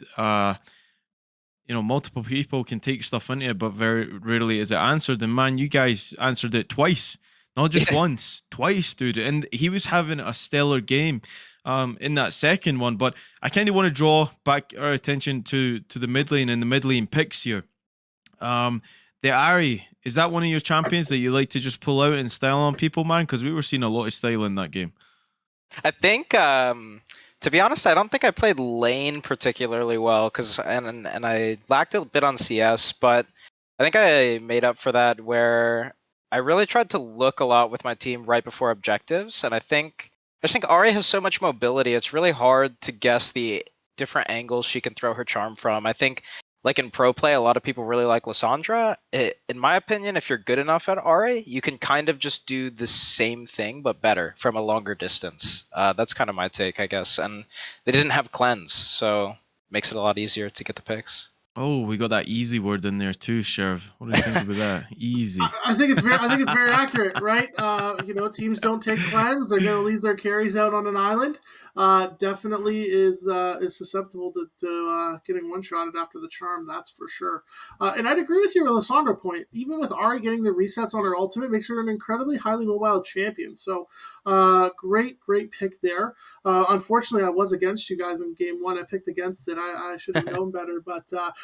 Moving it over to game number 2, you guys had a very skirmishy, want to be in your face composition while allowing Sivir to do her damage from mid to long range. There, you were incredibly integral into those fights. What does team fight communication look like from you guys? Because you looked incredibly coordinated towards the mid to late game, even when you guys were down in gold in game 1. I think the start of the team fight, we don't usually communicate too much. What is really important, I think, is we communicate before the fight what we're looking for and the major cooldowns. So we'll be like, Cog has no flash this fight. If I were to flash E him, can somebody follow up? And so it makes it a lot easier for me to be looking for something immediately and react to when it happens when I know it's coming than if it were to just happen. And then after the initial, we usually talk about what the initial engage looks like, and then from there it kind of plays itself. I think we just played it nicely. For sure, and it definitely showed that. There's a lot of snap moments where you from our perspective we could tell, oh, okay, all right, they had a plan for this, or they wanted to do something like this, especially with the last pick onto the Maokai later in the game, where Heacher was just like, all right, if he walks here, we're hooking him, we're fighting. So yeah, it definitely made a lot of sense to watch from your end there. So if there was something that you could say about your teammates or about your team or what your guys' goals are for this season, what would that be? Our goal is to win. I think a lot of people have that goal, but that's obviously why we entered. And I think we had, even though cleaned some stuff up, I think I didn't play particularly well. I think I played fights well, but lane was rough. But I think my teammates really did play well. Like Sivir, I can't remember dying in an important moment, or Seraphine missing any ult that was important for us. So I really think it just came down to us playing the team fights better, and think we'll get stronger that way. Absolutely. Just win. The team fight prowess definitely came through for you guys there later in the game. So with that being said, what's kind of the outlook for you guys? Is there anything specific that, obviously you can't leak too much, but is there any sort of kind of highlighted week that you have on your schedule, or any other team in the league that you're looking to play against? Not particularly. I guess this week was one because their support toy is from one of the other servers that we're a part of, and so it's always fun to play against someone right? But other than that, really just we've got some spicy picks prepared for certain situations, and I think we're practiced on them, so I'm excited to pull those out. Well, that's awesome, man. Yeah. Thanks for taking the time to talk to us, Shred, man. I mean, I put a bit of respect on your name before the games even started today. It was the one that stood out to me, my boy Shredding, and exactly what he did. Hopefully you guys continue to have a really good season. Congratulations on the win today. Commiserations going out to WLS. You definitely showed that you're no mugs in the game. And honestly, can't wait to cast your game again, dude. It was awesome. Yeah, thanks. Hopefully we can put on a show. That's right. We hope so too. All right. Well, with that being said, this is going to conclude today, the Sunday. I mean, we were strapped in for some bangers. We got what we wanted here, Sheriff. It's been a pleasure, honestly, sharing the caster desk with you today, man. Big brain. You know, I'm gonna watch this back and pick up some tips myself, dude. So thanks, thanks for that one. Likewise, it was a pleasure. The team fights were hectic, and you were on top of it. And we got some quality games today with a couple of amazing teams. It'll be interesting to see where these teams go from here. Will SDC continue to improve on their winning streak? Well, that will remain to be seen. If their team fighting continues to improve, they're a force to be reckoned with, even when they're down gold. And WLS, maybe just clean up some stuff in the early game. They did get the advantages, maybe and clean up some team fight stuff later in the later game. Sorry, and hopefully they'll end up back in the winning column next week. Yeah, so like we said, commiserations to WLS. Congratulations to SDC. Next stream is Friday, 8 p.m. It's going to be the Draft League. You don't want to miss that one. It's just going to be a banger the whole season. We'll catch you guys next week.